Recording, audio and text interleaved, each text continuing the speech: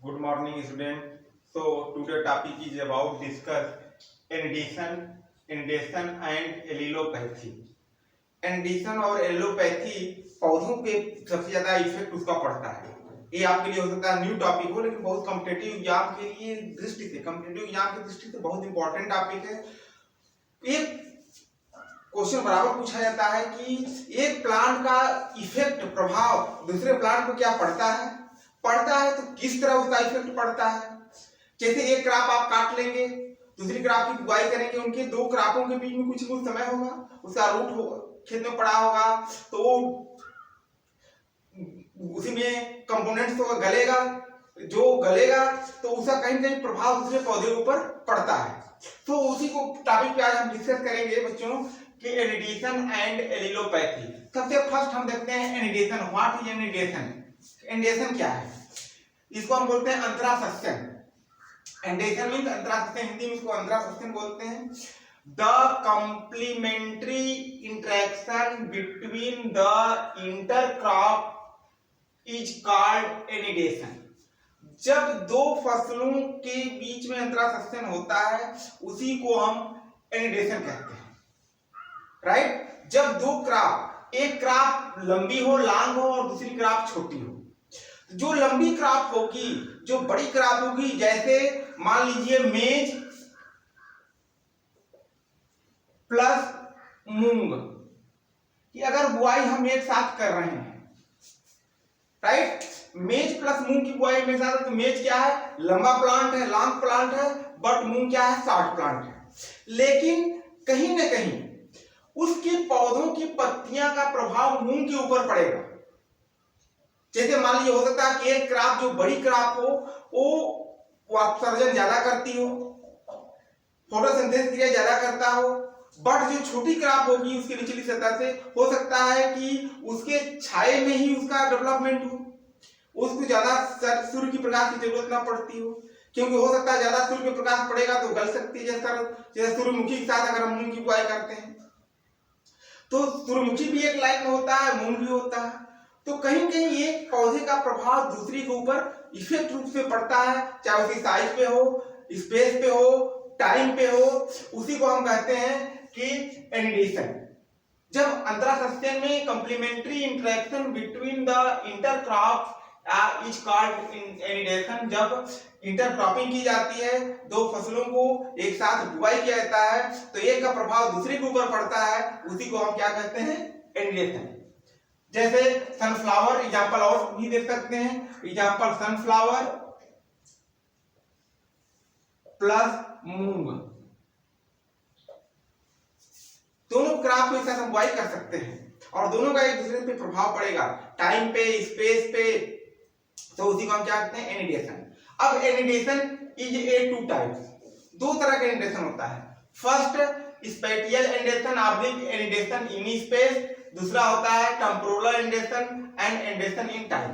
देखिए दोनों में ये है कि जो स्पेटियल एनिडेशन होता है, एनिडेशन इन स्पेस होता है, जब पौधों से पौधों के बीच में, स्पेस में जगह, प्लांट टू प्लांट और रो टू रो की दूरी ज्यादा होगी तो उसका इफेक्ट कम होगा। दोनों पौधे हो सकता है डेवलपमेंट एक साथ करते हो, दोनों का प्रभाव एक दूसरे को कुछ न कुछ जरूर पड़ता होगा, लेकिन उसमें स्पेस होगा, जगह की दूरी होगी। और जो टाइम होता है, टेम्परेचर एनिडेशन या एनिडेशन इन टाइम, एक साथ जब एक साथ फसलों को एक ही समय में बुआई करते हैं और बुआई करते हैं एक साथ, दो फसल की हम बुआई कर दिए तो दोनों फसलों का प्रभाव प्रोडक्शन में पड़ेगा। एक का हो सकता है कम हो, एक का हो सकता है उससे भी थोड़ा कम हो, या हो सकता है कि दोनों का प्रभाव एक साथ इफेक्ट पड़ता हो। उसमें इन्वायरमेंटल का इफेक्ट होगा, क्लाइमेट का इफेक्ट होगा, सनराइज का इफेक्ट होगा, रेनफॉल का इफेक्ट होगा और टाइप्स ऑफ फार्मिंग का इफेक्ट होगा। जिस तरह से हम खेती करते हैं, उसके जितना तरीका साइंटिफिक तरीका अपनाते हैं, उस सबका प्रभाव एनिडेशन पे पड़ता है कि क्रॉप अच्छी भी हो सकती है, एक क्रॉप हमारी हो सकती है अच्छी हो, दूसरी क्रॉप कम हो, लेकिन बट दोनों का प्रोडक्शन हम इक्वल देखेंगे तो एक क्रॉप के बराबर ही होगा। लेकिन हो सकता है कभी कुछ ऐसा हो जाए कि एक क्रॉप हमारी नुकसान हो जाए, बट एक क्रॉप हमारी बच सकती है। तो जो एनिडेशन होता है ये टू टाइप होता है, annidation in space, annidation in time, right. बात समझ आ गई। नेक्स्ट अब चलते हैं व्हाट इज एलिलोपैथी। एलिलोपैथी क्या है? competitive interaction between the crop species in intercropping and sequential cropping through the release of chemical substance or toxin is called allelopathy.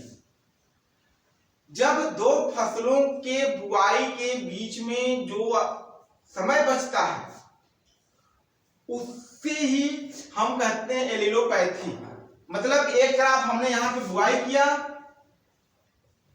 और इस क्रॉप को हार्वेस्टिंग करने के बाद फील्ड को हम खेत में छोड़ देते हैं, इसके रॉ मटेरियल को, रूट्स को छोड़ देते हैं और यह उसी में क्या करता है, रूट जो होता है सॉइल में सर्वाइव कर जाता है, गल जाता है। उसका कहीं न कहीं साइड इफेक्ट 15 दिन के बाद जो दूसरी क्रॉप हम बुआई कर रहे हैं 15 डेज के बाद उसके ऊपर उसके टॉक्सिन का जो प्रभाव पड़ता है उसी को हम कहते हैं एलिलोपैथी। मतलब एक क्रॉप से निकला हुआ या एक प्लांट से निकला हुआ टॉक्सिन जब दूसरे प्लांट पे प्रभाव डालता है तो उसको हम कहते हैं allelopathy. Right, the competitive interaction between the crop species in intercropping and sequential cropping through the release of chemical, दोनों के बीच जो केमिकल रिलीज होगा या उसको हम टॉक्सिन कहते हैं वही कार्ड क्या कहता है, एलिलोपैथी कहलाता है। वो टॉक्सिन हानिकारक होता है, पौधों के ऊपर प्रभाव पड़ता है। इसलिए कहा जाता है कि कुछ ऐसी फसलें होती हैं कि दूसरे के लिए, अगली फसल के लिए फायदेमंद हो जाएगी, नाइट्रोजन फिक्सेशन करेगी, बट कुछ फसल ऐसी होती हैं जो अगली पौधों के लिए हानिकारक भी हो सकती है। उसी को हम, जो टॉक्सिन निकलता है उसी को हम कहते हैं allelopathy. Right, allelopathy is a two types, first है ट्रू एलिलोपैथी एंड सेकेंड है फंक्शनल एलिलोपैथी। ट्रू एलिलोपैथी में जो सही एलिलोपैथी है कि द डायरेक्ट और indirect harmful effect on the other crop through the release of toxin substance such as from the plant. जब direct या इनडायरेक्ट रूप से पौधों के ऊपर जो एलिलोपैथी का प्रभाव पड़ता है उसी को हम कहते हैं कि ट्रू एलिलोपैथी। प्रभाव तो पड़ेगा, चाहे डायरेक्ट प्रभाव पड़े चाहे इनडायरेक्ट पड़े, कहीं कहीं पौधे के ऊपर इफेक्ट डालेगा, उससे जो टॉक्सिन निकलेगा क्योंकि वो टॉक्सिन ही उसके प्लांट के ऊपर इफेक्ट डालेगा, उसी को हम कहते हैं ट्रू एलिलोपैथी। एलिलोपैथी मतलब एक प्रकार का जानिए। दूसरा होता है कि functional allelopathy, when procedure is released which is converted into active substance by some microorganism। जो फंक्शनल एलिलोपैथी होता है वो जो रिलीज होता है वो माइक्रो ऑर्गेनिज्म में कन्वर्ट हो जाता है। हानिकारक माइक्रो ऑर्गेनिज्म जैसे बैक्टीरिया हो गए, फंगस हो गए या कुछ और रिलीज हो गए, तो वो जब कन्वर्ट हो जाते हैं दूसरे फॉर्म में तो उस पौधे के ऊपर उनका इफेक्ट पड़ता है, हार्मफुल इफेक्ट पड़ता है, उसी को हम कहते हैं फंक्शनल एलिलोपैथी। बात समझ आ गई? ट्रू एलिलोपैथी में डायरेक्ट या इनडायरेक्ट में प्रभाव पड़ता है और फंक्शनल एलिलोपैथी में वही टॉक्सिन कन्वर्ट हो जाता है माइक्रो ऑर्गेनिज्म में, उसके बाद जो प्रभाव पड़ता है उसको हम फंक्शनल एलिलोपैथी कहते हैं। तो बच्चों, जो आज का टॉपिक है कि एंडेशन एंड एलिलोपैथी। एंडेशन उसे कहते हैं जब दो फसलों को इंटरक्रॉपिंग साथ की जाती है, एक का प्रभाव दूसरे के ऊपर पड़ता है, उसको हम एंडेशन कहते हैं। एलिलोपैथी जब एक फसल बुआई के बाद हार्वेस्टिंग करते हैं, कुछ दिन के बाद दूसरी फसल की बुआई करते हैं, तो दो फसलों के बीच में जो दूरी होती है, स्पेस होता है, टाइम बचता है, इसका प्रभाव, रूट का प्रभाव जो सॉइल में पड़ा रहता है उसका प्रभाव दूसरे के ऊपर टॉक्सिन के रूप में पड़ता है, उसी को हम कहते हैं एलिलोपैथी।